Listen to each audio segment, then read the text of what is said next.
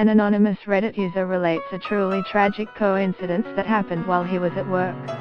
My co-worker gets a phone call from a hospital in New York that his brother Robert last name had died. It was somewhat expected as he had been in the hospital for a few weeks with some serious complications. The guy tells everyone in the office and takes the rest of the day to start making arrangements, they write.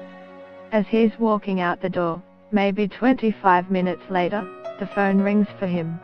It's the hospital. He picks up and they tell him, "We're sorry to call you to let you know that Robert last name has died."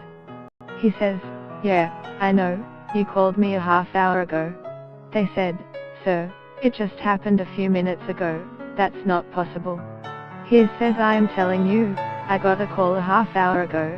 I already called my wife and brother to tell them and started to make arrangements."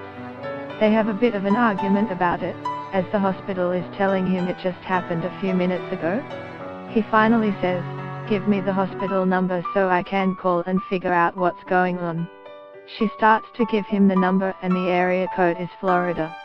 Turns out, his father, Robert last name Sr., died unexpectedly, 25 minutes after his oldest son, 1,000 miles away.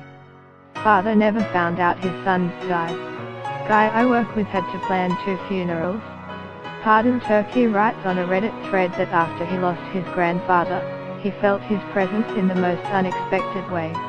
"I was 13 years old when my grandfather, who also happened to be my favorite person, was diagnosed with cancer.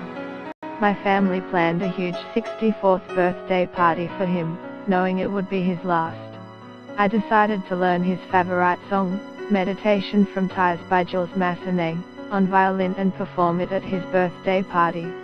The whole event was so sad when it finally rolled around, and I barely managed to finish the song when, from the stage, I saw my grandpa bawling and called help crying too.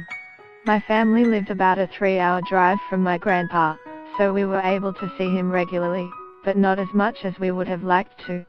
I woke up one morning on my summer break and just couldn't stop thinking about him.